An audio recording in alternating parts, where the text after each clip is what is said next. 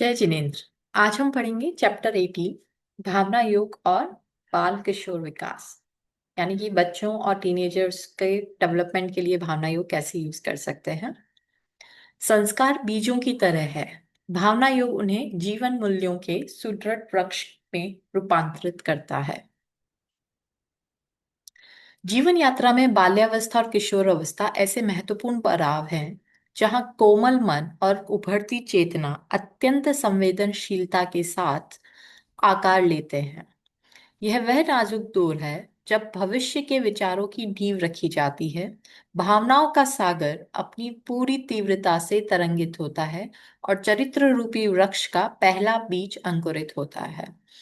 तो चाइल्डहुड और टीनेज में फ- बच्चे के विचारों की नींव रखी जाती है, तो फ्यूचर में उसके थॉट प्रोसेसेस कैसे होंगे वो उसके मेजॉरिटी ऑफ इट उसके चाइल्डहुड और टीनेज लाइफ में उसके विचारों के ऊपर डिपेंड करता है, उसकी भावनाओं के ऊपर डिपेंड करता है। और यही वो ड्यूरेशन है जबकि कैरेक्टर की फाउंडेशन रखी जाती है किसी भी इंसान के, और उसके कैरेक्टर का जो पहला बीज अंकुरित होता है वो चाइल्डहुड और टीनेज में ही होता है। इस निर्माणकारी काल में भावना योग केवल एक आध्यात्मिक अभ्यास मात्र नहीं, अपितु एक गहन संवेदनात्मक शिक्षण प्रक्रिया के रूप में उभरता है। यह प्रक्रिया बच्चों और किशोरों के अंतर मन में अनुशासन, कृतज्ञता, गहरी संवेदना और आत्मविवेक जैसे अमूल्य मानवीय गुणों का अत्यंत सहजता और स्वाभाविकता से सिंचन करती है। तो बच्चों के मन में अनुशासन, डिसिप्लिन, ग्रेटफुलनेस और सेंसिटिविटी जैसी जो ह्यूमन क्वालिटीज हैं, भावना योग से वो बहुत ही सहज तरीके से इजीली और नेचुरली उनके अंदर वो पोषण किया जा सकता है, जिससे वे एक संतुलित और सार्थक जीवन की ओर अग्रसर हो सकें।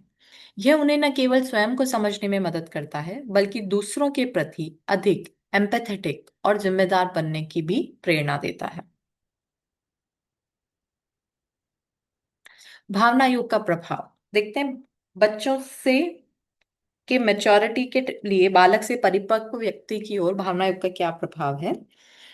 तो भावना योग का सूक्ष्म प्रभाव बच्चों के विकास के प्रत्येक पहलू पे पड़ता है। उनके सोचने के ढंग से लेकर उनके सामाजिक व्यवहार तक एक सकारात्मक और स्थायी परिवर्तन लाता है। यह एक क्रमिक प्रक्रिया है जो बालक के सहज स्वभाव को परिष्कृत करते हुए उसे एक संतुलित व्यक्तित्व की ओर ले जाती है। इसके मुख्य प्रभाव इस प्रकार है। फर्स्ट क्षेत्र जो है वो है सोचने की शैली, यानी कि थॉट प्रोसेस। उस पे ये कैसे इफेक्ट करते हैं। बच्चे तात्कालिक प्रतिक्रिया देने के स्थान पर स्थितियों का विश्लेषण कर विचार पूर्वक प्रतिक्रिया देखना सीखते हैं। आवेश में निर्णय लेने की प्रवृत्ति कम होती है। तो अगर बचपन से ही बच्चों को ये चीजें सीख सीख जाए, या उनका ये नेचुरल जो बिहेवियर है वो ऐसा ही बन जाए, डिफॉल्ट बिहेवियर, तो उनके लिए ये बहुत ही अच्छा संस्कार बनेंगे। हम अडल्ट्स को आप आके अपने लाइफ में पीछे देख के अपने पुराने संस्कारों को चेंज करके नए संस्कार बनाने की जरूरत है, लेकिन बच्चों और टीनेजर्स को अगर शुरू से ही ये संस्कार मिल जाए तो उनका डिफॉल्ट प्रोसेस ही वो बन जाएगा, तो उनकी जो लाइफ लॉन्ग है वो और भी इजी हो जाएगी और वो बहुत ज्यादा अपनी आत्मा के गुणों की वृद्धि कर सकते हैं। सेकंड क्षेत्र है भावनात्मक संतुलन। क्रोध, भय, ईर्ष्या और हीनता जैसी नकारात्मक भावनाएं धीरे धीरे कम होती हैं और उनकी जगह धैर्य, साहस और आत्मविश्वास का विकास होता है। नेक्स्ट है एकाग्रता में सुधार, फोकस। ऊर्जा ध्यान और सोहम ध्यान जैसे अभ्यासों से चंचल मन को केंद्रित करने की क्षमता मिलती है, जिससे अध्ययन और अन्य कार्यों में प्रदर्शन बेहतर होता है। नेक्स्ट है संवाद की विनम्रता। बच्चों की भाषा और व्यवहार में कृपया, धन्यवाद, क्षमा कीजिए ऐसे शब्दों का प्रयोग स्वाभाविक रूप से बढ़ जाता है, जो उनके सामाजिक सौहार्द को दर्शाता है। नेक्स्ट है निर्णय क्षमता, प्रत्याख्यान और प्रतिक्रमण जैसे अभ्यासों से आत्मनिरीक्षण की क्षमता बढ़ती है, जिससे सही गलत का विवेक जागृत होता है। नैतिक विकास, इससे झूठ बोलना, चोरी करना, हिंसा या आक्रामक व्यवहार जैसी नकारात्मक प्रवृत्तियों से भी स्वाभाविक रूप से दूरी बनती है और सत्य, अहिंसा और ईमानदारी जैसे मूल्यों के प्रति निष्ठा बढ़ती है। सहानुभूति एवं करुणा, दूसरों के दुख दर्द को समझने और उनके प्रति करुणा का भाव जागृत होता है, जिससे वे अधिक सहयोगी और संवेदनशील बनते हैं। किशोरावस्था की जटिलताएं और भावना युग का समाधान। किशोरावस्था, जहां शारीरिक, मानसिक और भावनात्मक परिवर्तन तीव्र गति से होते हैं, अपने साथ कुछ स्वाभाविक जटिलताएं और चुनौतियां लेकर आती हैं। इस संक्रमण काल में युवा अक्सर पहचान, स्वतंत्रता और सामाजिक स्वीकृति के द्वंद्वों से जूझते हैं। भावना योग इन चुनौतियों का सामना करने और उन्हें सकारात्मक दिशा देने के लिए एक प्रभावी और रचनात्मक मार्ग प्रशस्त करता है। तो देखते हैं कौन कौन सी समस्या है और भावना योग इसका कैसे समाधान करता है। सामान्य समस्या: चिड़चिड़ापन, विद्रोही स्वभाव, मूड स्विंग्स। भावना योग द्वारा समाधान: ऊर्जा, ध्यान, मौन और आत्म संवाद के अभ्यास से आंतरिक शांति और भावनात्मक स्थिरता प्राप्त होती है। भावनाओं को समझने और उन्हें नियंत्रित करने की कला विकसित होती है। नेक्स्ट समस्या: सोशल मीडिया, डिजिटल व्यसन या भटकाव। तो भावना योग द्वारा समाधान होता है कि दैनिक, सामायिक और ध्यान के अभ्यास से आंतरिक जुड़ाव और आत्मसंतोष बढ़ता है, जिससे बाहरी आकर्षणों पर निर्भरता कम होती है। नेक्स्ट है पहचान की उलझन, आत्मसंदेह या हीन भावना। भावना योग द्वारा प्रतिक्रमण और सकारात्मक संकल्पों के साथ की गई प्रार्थना से आत्म स्वीकृति, आत्मविश्वास और जीवन के प्रति स्पष्ट दृष्टिकोण विकसित होता है। नेक्स्ट समस्या है मूल्यहीनता की भावना, उद्देश्यहीनता। समाधान है इसके लिए संस्कार निर्माण के लिए लिए गए दैनिक संकल्प, जैसे किसी की मदद करना, सत्य बोलना और कृतज्ञता के अभ्यास से जीवन में सार्थकता और नैतिक मजबूती का अनुभव होता है। नेक्स्ट है परीक्षा परीक्षा का तनाव या प्रदर्शन का दबाव। श्वास का अवलोकन या कायोत्सर्ग से तनाव कम होता है और मानसिक स्पष्टता बढ़ती है, जिससे प्रदर्शन में सुधार होता है। तो अब बच्चों के लिए भावना योग का व्यवहारिक अभ्यास क्या है, जो बच्चों और किशोरों के लिए उपयुक्त भावना योग दिनचर्या क्या होनी चाहिए, वो देखते हैं। बच्चों और किशोरों के जीवन में भावना योग को सहजता से समाहित करने के लिए एक सरल, लचीली और प्रभावी दैनिक दिनचर्या प्रस्तावित है, जो उनके व्यस्त जीवन क्रम में भी आसानी से अपनाई जा सकती है। महत्वपूर्ण यह है कि इसे बोझ की तरह नहीं, बल्कि आत्म विकास के आनंददायक अवसर के रूप में प्रस्तुत किया जाए। तो इसे बर्डन की तरह या बच्चों को ऊपर एक बोझे की तरह न डाला जाए, बल्कि उन्हें एक प्लेफुल तरीके से इंजॉय करते हुए सेल्फ डेवलपमेंट सिखाया जाए। तो मॉर्निंग में अभ्यास करना चाहिए मंगल प्रार्थना, सकारात्मक ऊर्जा के लिए। दिन के लिए एक शुभ प्रतिज्ञा, जैसे कि मैं आज मुस्कुराता रहूंगा, आज मैं किसी की मदद करूंगा, ऑलमोस्ट 5 से 7 मिनट। और इस दिन की सकारात्मक शुरुआत उद्देश्यपूर्ण और ऊर्जावान होगी। सेकंड, दिन में दोपहर के समय क्या प्रैक्टिस करनी चाहिए? 1 से 2 मिनट का मौन ध्यान या सचेतन श्वास, लगभग 2 मिनट तक। और दिन के मध्य में ऊर्जा को पुनः केंद्रित करना, तनाव कम करना और मन को शांत करना। शाम को खेल या अध्ययन के बाद प्रतिक्रमण, संक्षिप्त रूप में दिन भर की घटनाओं, अपने विचारों और व्यवहारों की समीक्षा। और कृतज्ञता ज्ञापन, दिन की अच्छी बातों के लिए धन्यवाद। 3 से 5 मिनट ये प्रैक्टिस करनी चाहिए। आत्मनिरीक्षण द्वारा अपनी कमियों को पहचानना, सुधार का संकल्प लेना और जीवन में प्राप्त सकारात्मकताओं के प्रति आभारी होना। रात में सोने से पहले क्या प्रैक्टिस करनी चाहिए? सोहम ध्यान, मैं वह हूँ, आत्म स्वरूप का चिंतन या मैत्री भावना, सभी प्राणियों के कल्याण की कामना या मंगल भावना की शुभकामनाएं। ये 5 to 7 मिनट्स ये प्रैक्टिस करनी चाहिए। इससे दिन भर के तनावों से मन को मुक्त करना होता है, चित्त का शुद्ध करना और सकारात्मक एवं शांत भावों के साथ निद्रा में जाना। तो ये 4 प्रैक्टिसेस है, सुबह, दिन, शाम और रात में। तो इससे पूरे क्रमिक रूप से आप पूरे दिन भर एक भावना योग की दिनचर्या में बने रहते हैं, और टाइम टाइम पे आप अपने आप को रिमाइंडर मिलता रहता है कि आप पॉजिटिविटी में बने रहें। तो यह एक सुझावात्मक दिनचर्या है। इसे बच्चे की उम्र, रुचि और उपलब्धता के अनुसार ढाला जा सकता है। शुरुआत कम समय से भी की जा सकती है। तो टोटल अगर आप इसका देखेंगे तो ये ऑलमोस्ट 15 to 20 मिनट्स की प्रैक्टिस है पूरे दिन भर में। 5 5 मिनट की अगर आप चार डिवाइड भी करें तो आप इसको कम भी कर सकते हैं, 2 2 मिनट से शुरुआत कर सकते हैं और इसको फिर 5 5 मिनट तक लेके जा सकते हैं। तो जैसे भी सूटेबल हो बच्चे के लिए, उस हिसाब से इसे किया जा सकता है। प्रेरक प्रसंग।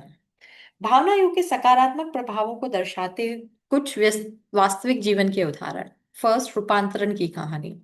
एक 13 वर्षीय छात्र जो पहले अत्यधिक चिड़चिड़ापन और एकाग्रता की गंभीर कमी से जूझ रहा था, उसे विद्यालय में आयोजित भावना युग के सत्रों से परिचित कराया गया। केवल 21 दिनों तक नियमित और समर्पित अभ्यास ने उसके व्यवहार में चमत्कारी परिवर्तन ला दिया। उसकी आवेगी प्रतिक्रियाएं शांत हो गई, वह अधिक धैर्यवान बन गया और उसके भीतर उत्तरदायित्व की भावना जागृत हुई। उसकी मां ने भावुक होकर साझा किया, यह मेरे लिए अविश्वसनीय था। पहली बार मेरे बेटे ने मुझसे कहा, मम्मी आज मेरा मन किसी को भी दुख पहुंचाने का नहीं है, मैं सबका अच्छा सोचूंगा। यह साधारण सा वाक्य उसके आंतरिक रूपांतरण की गहरी और सच्ची गवाही दे रहा था। सेकंड प्रसंग है आत्मनियंत्रण की शक्ति। इसी प्रकार एक 16 वर्षीय किशोरी जो सोशल मीडिया की आभासी दुनिया में प्रतिदिन कई घंटे व्यतीत करती थी और जिसके कारण उसकी पढ़ाई और पारिवारिक संबंधों पर नकारात्मक प्रभाव पड़ रहा था, उसने जब नियमित रूप से प्रतिक्रमण और संकल्प के अभ्यास को अपनी दिनचर्या में शामिल किया, तो आश्चर्यजनक रूप से उसने स्वयं को अपने स्क्रीन टाइम को सीमित करने का दृढ़ संकल्प कर लिया। उसने महसूस किया कि वास्तविक खुशी और शांति आंतरिक शांति में है, ना कि बाहरी आभासी दुनिया की क्षणिक उत्तेजनाओं में। यह आत्म प्रेरित निरंतर नियंत्रण भावना योग द्वारा जगाई गई आत्म जागरूकता और विवेक का प्रत्यक्ष प्रमाण है। तो एक 16 वर्ष की लड़की में सेल्फ कंट्रोल आ गया भावना योग की वजह से, और उसने अपना स्क्रीन टाइम खुद ही कम कर दिया। भावना युग और बाल मनोविज्ञान, एक वैज्ञानिक दृष्टिकोण। तो साइंटिफिकली देखते हैं कि ये कैसे काम कर रहा है बच्चों के साइकोलॉजी पे। भावना युग की प्रभावशीलता केवल आध्यात्मिक या दार्शनिक तर्कों पर ही आधारित नहीं है, बल्कि आधुनिक बाल मनोविज्ञान और तंत्रिका विज्ञान न्यूरोसाइंस के निष्कर्ष भी इसके सकारात्मक प्रभावों की पुष्टि करते हैं। फर्स्ट है मिरर न्यूरॉन एक्टिवेशन। बाल मनोविज्ञान के अनुसार जब बच्चे भावना योग के अंतर्गत मैत्री, क्षमा, कृतज्ञता और करुणा जैसे सकारात्मक भावों की मानसिक कल्पना, चिंतन और उन्हें व्यवहार में लाने का प्रयास करते हैं, तो उनके मस्तिष्क में स्थित मिरर न्यूरॉन्स, दर्पण तंत्रिका कोशिकाएं सक्रिय होते हैं। ये न्यूरॉन सहानुभूति, सामाजिक समझ और परोपकारी व्यवहार को विकसित करने में महत्वपूर्ण भूमिका निभाते हैं। इससे बच्चे दूसरों की भावनाओं को बेहतर से समझने और उनके प्रति अधिक संवेदनशील एवं सहयोगी बनने लगते हैं। सेकंड है न्यूरोप्लास्टिसिटी और मस्तिष्क का विकास। किशोरावस्था में मस्तिष्क विकास और परिवर्तन की दृष्टि से अत्यंत लचीला होता है। भावना युग के अंतर्गत किए जाने वाले ध्यान के निर्मित अभ्यास जैसे सोहम ध्यान, ऊर्जा ध्यान या श्वास परीक्षा किशोर मस्तिष्क में नए और सकारात्मक न्यूरल पाथवे निर्मित करती है और पुराने नकारात्मक पैटर्न को कमजोर करते हैं। यह प्रक्रिया, जिसे न्यूरोप्लास्टिसिटी कहा जाता है, उनकी एकाग्रता, स्मृति, संज्ञानात्मक क्षमताओं कॉग्निटिव स्किल्स और विवेकपूर्ण निर्णय लेने की क्षमताओं को सुदृढ़ करती है। साथ ही तनाव और चिंता को कम करने में भी सहायक होती है। थर्ड है संज्ञानात्मक आत्मनियमन, कॉग्निटिव सेल्फ रेगुलेशन और एग्जीक्यूटिव फंक्शन। भावना युग का एक महत्वपूर्ण अंग प्रत्याख्यान और प्रतिक्रमण है। इस अभ्यास में इस अभ्यास के माध्यम से बच्चे और किशोर अपनी दैनिक क्रियाओं, विचारों और व्यवहारों का तटस्थता से अवलोकन करना सीखते हैं। यह उन्हें अपनी त्रुटियों को पहचानने, उनके कारणों को समझने और भविष्य में सुधार करने की क्षमता प्रदान करता है। यह आत्मनिरीक्षण और आत्म सुधार की प्रक्रिया संज्ञानात्मक आत्मनियमन को बढ़ावा देती है, जो मस्तिष्क के बाहरी कार्यकारी कार्यों को बेहतर बनाती है और उन्हें जीवन की चुनौतियों का सामना करने के लिए अधिक उत्तरदायी, संगठित और सक्षम बनाती है। तो बेसिकली कॉग्निटिव प्रोसेस जो है वो बहुत ही बैलेंस्ड और स्ट्रांग बनता है भावना योग करने से किशोरावस्था में, जिससे कि उनकी डिसीजन मेकिंग, उनकी पर्पसफुल लिविंग, उनका अपने ऊपर सेल्फ कंट्रोल वो बहुत अच्छा हो जाता है, जो कि उन्हें बाहर के जीवन के बाहर अपना जो भी कार्य क्षेत्र वो चुने उसके लिए उन्हें वो बहुत मदद करेगा। शिक्षकों और अभिभावकों के लिए सुझाव। भावना योग को जीवन का हिस्सा कैसे बनाएं। बच्चों और किशोरों में भावना युगों के बीजों को सफलतापूर्वक अंकुरित करने और उन्हें एक स्थायी संस्कार के रूप में विकसित करने में शिक्षकों और अभिभावकों की भूमिका अत्यंत महत्वपूर्ण है। यहाँ कुछ व्यवहारिक सुझाव दिए गए हैं। आदर्श बने, उपदेशक नहीं।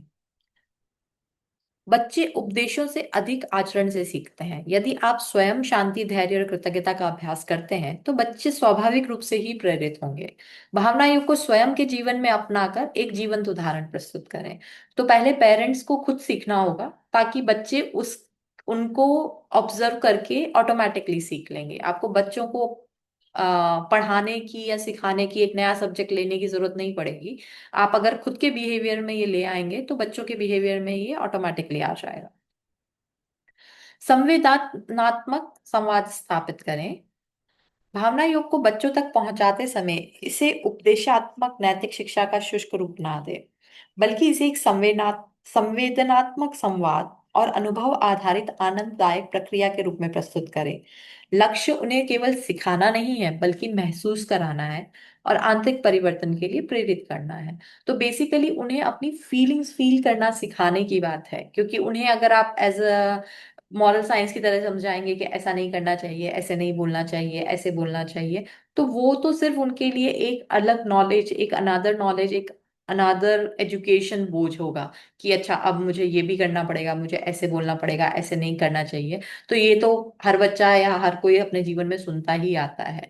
भावना योग का अल्टीमेट पर्पस है और मेन पर्पस जो है वो है कि आप बच्चा या जो भी अडल्ट जो भी है इसको कर रहा है, वो अपनी फीलिंग को महसूस करना सीखे और उनके बेसिस पे अपनी फीलिंग्स को ट्रांसफॉर्म करे कि अच्छा मेरी नेगेटिव फीलिंग्स है, अब मैं क्या पॉजिटिव फीलिंग डेवलप करूं। आरोपों की बजाय चिंतन को प्रोत्साहित करें। बच्चों की गलतियों पर सीधे तौर पर तुम गलत हो या तुमने ये गलत किया जैसी आरोपात्मक भाषा का प्रयोग करने के स्थान पे प्रश्नात्मक और चिंतनशील संवाद का प्रयोग करें। उदाहरण के लिए, क्या तुम्हारे इस कार्य से किसी को दुख पहुंचा होगा, या इस स्थिति में और कुछ बेहतर किया जा सकता था जिससे सभी को और अच्छा लगता। ऐसे प्रश्न बच्चों में आत्मनिरीक्षण और सहानुभूति और समस्या समाधान की क्षमता को जागृत करते हैं। तो बच्चों को डायरेक्टली ये कहना, या मतलब एक बहुत ही नॉर्मल इंडियन कल्चर में है कि तुमने ये गलत किया, तुमने ऐसा नहीं करना चाहिए था, टोका टाकी करना या गलत ठहराना, वैसी लैंग्वेज की बजाय ऐसी लैंग्वेज अपनाएं जिससे कि बच्चे की सोच विकसित हो कि उसको सही क्या है और सही गलत का रियलाइजेशन हो और वो सही निर्णय खुद से लेना सीखे। छोटी शुरुआत करें और धैर्य रखें। बच्चों की को उनकी उम्र और स्वभाव के अनुसार छोटे छोटे अभ्यासों से परिचित कराएं। परिणामों के लिए अधीर ना हो, यह एक क्रमिक विकास प्रक्रिया है। उनके छोटे प्रयासों की भी सराहना करें। तो बच्चों को धीरे धीरे सिखाएं और ये एक सीक्वेंशियल है जिसको आपको कंटिन्यूअसली करता रहना पड़ेगा। आप जितना कंटिन्यूअसली इसकी प्रैक्टिस करते रहेंगे वो आपका सेकंड नेचर बन जाता है। तो वो बच्चों का भी अपने आप नेचर डेवलप हो जाएगा। तो आपको बस पेशेंस के साथ साथ उसको कॉन्स्टेंटली सिखाते जाना है। सामूहिक भावना चर्चा सत्र का आयोजन। नियमित रूप से संभव हो तो साप्ताहिक एक भावना चर्चा सत्र का आयोजन करें। यह एक ऐसा सुरक्षित, मैत्रीपूर्ण और खुला मंच हो जहां बच्चे भावना योग के अपने अभ्यासों, अनुभवों, भावनाओं, चुनौतियों और सफलताओं को बिना किसी झिझक या निर्णय के भय के साझा कर सकें। इससे सामूहिक जुड़ाव, परस्पर सहयोग और सीखने की प्रक्रिया को बल मिलेगा। तो आप एक ऐसा वीकली मीटिंग्स बना सकते हैं जिसमें बच्चे आए और अपने एक्सपीरियंसेस शेयर करें। एक नेक्स्ट सजेशन जो है वो है सृजनात्मकता का उपयोग करें, क्रिएटिविटी का। भावना युग के सिद्धांतों को कहानियों, रोल प्लेइंग, कला, संगीत और प्रकृति से जोड़कर सिखाएं ताकि ये प्रक्रिया उनके लिए रुचिकर और आकर्षक बन सके। तो ये कुछ उदाहरण है कि बच्चों को कैसे सिखाना चाहिए। आप अपने कुछ और क्रिएटिव एग्जाम्पल्स भी ले सकते हैं, बट ये कुछ बेसिक एग्जाम्पल्स हैं जिससे कि बच्चों को सिखाया जा सकता है। निष्कर्ष। संस्कारित भविष्य की नींव। तो ये सब क्यों है बेसिकली कि अगर बच्चों को बचपन से ही भावना योग के सांचे में ढाल दिया गया तो उनका जीवन और भी अधिक उन्नति करेगा। उन्हें वो सारी कठिनाइयां, अपनी भावनाओं की विकृतियां और ये सारी चीजें नहीं झेलनी पड़ेंगी, या अगर लाइफ में कुछ हुआ तो कम झेलनी पड़ेंगी। और उन्हें अगर भावना योग आता होगा, उसका अभ्यास होगा, तो वो कुछ भी परिस्थिति से बहुत जल्दी उबर सकते हैं। किसी भी भावनात्मक विकृति अगर उनके जीवन में आ भी गई, तो वो उसको बहुत जल्दी ट्रांसफॉर्म कर सकते हैं। तो निष्कर्ष है, संस्कारित भविष्य की नींव। अतः भावना योग केवल बच्चों और किशोरों को क्षणिक शांति या एकाग्रता प्रदान करने का उपकरण मात्र नहीं है, अपितु यह उन्हें जीवन की निरंतर बदलती परिस्थितियों, भावनात्मक उतार चढ़ाव और जटिलताओं के मध्य अटूट साहस, संतुलन और धैर्य के साथ खड़े रहने की कला सिखाता है। यह एक ऐसा आंतरिक प्रकाश स्तंभ है जो उन्हें संस्कारों की दिव्य रोशनी प्रदान करता है, जिससे वे अपने अंतर्मन के संभावित अंधकारमय कोनों, जैसे क्रोध, भय, ईर्ष्या को पहचान कर उन्हें ज्ञान, करुणा, विवेक और प्रेम के प्रकाश से आलोकित कर सकें। तो ह्यूमन है तो लाइफ के एक्सपीरियंसेस होंगे ही, वो अपने फ्रेंड सर्कल से मिलेंगे, वो अपने कॉलेज मेट से मिलेंगे, उनके अपने एक्सपीरियंसेस होंगे, वो ऐसे लोगों से मिलेंगे जिन्हें आप नहीं जानते हैं। तो उनके अंदर अगर पॉजिटिविटी होगी, भावना योग का अभ्यास होगा, तो उनके अंदर अगर किसी इंसिडेंट से या लोगों के किसी बिहेवियर की वजह से क्रोध, भय या ईर्ष्या के गुण, अवगुण आए भी, और या उनको ये ऐसी फीलिंग्स आने भी लगी, तो वो उन्हें पहचान कर उन्हें ट्रांसफॉर्म कर सकते हैं, क्योंकि उनके पास में भावना योग का ज्ञान होगा, भावना योग की का अभ्यास होगा। एक ऐसी पीढ़ी का निर्माण करने के लिए जो न केवल बौद्धिक रूप से प्रखर और भावनात्मक रूप से स्थिर हो, बल्कि गहरे मानवीय मूल्यों, नैतिक दृढ़ता और सामाजिक उत्तरदायित्व के संस्कारों से भी ओतप्रोत हो, भावना योग एक निसंदेह, एक अत्यंत स्वाभाविक, गहन और प्रभावशाली मार्ग प्रशस्त करता है। तो फ्यूचर के लिए या एक ऐसी जनरेशन का निर्माण करने के लिए जिसमें ह्यूमन वैल्यूज हो, आज के समाज में हम देख रहे हैं कि ह्यूमन वैल्यूज बहुत डिग्रेड होती जा रही हैं। तो नेक्स्ट जनरेशन को ह्यूमन वैल्यूज देने के लिए भावना योग एक बहुत ही प्रभावशाली मार्ग है। यह भविष्य के नागरिकों को आत्म जागरूक, एम्पैथेटिक, लचीला यानी रेजिलिएंट और नैतिक रूप से सशक्त बनाने की एक अमूल्य कुंजी है, जो एक शांतिपूर्ण, सामंजस्यपूर्ण और प्रगतिशील समाज की आधारशिला रखेगी। तो जैसे बच्चे जो हैं वो नेक्स्ट जनरेशन बनेंगे, नेक्स्ट जनरेशन समाज बनेगा। तो उसके फाउंडेशन अगर बचपन में ही उन्हें भावना योग के थ्रू दे दी जाए, तो एक अच्छा समाज हम फ्यूचर में बना सकते हैं। इसी के साथ इस चैप्टर को विराम देते हैं। जय जिनेन्द्र सभी को।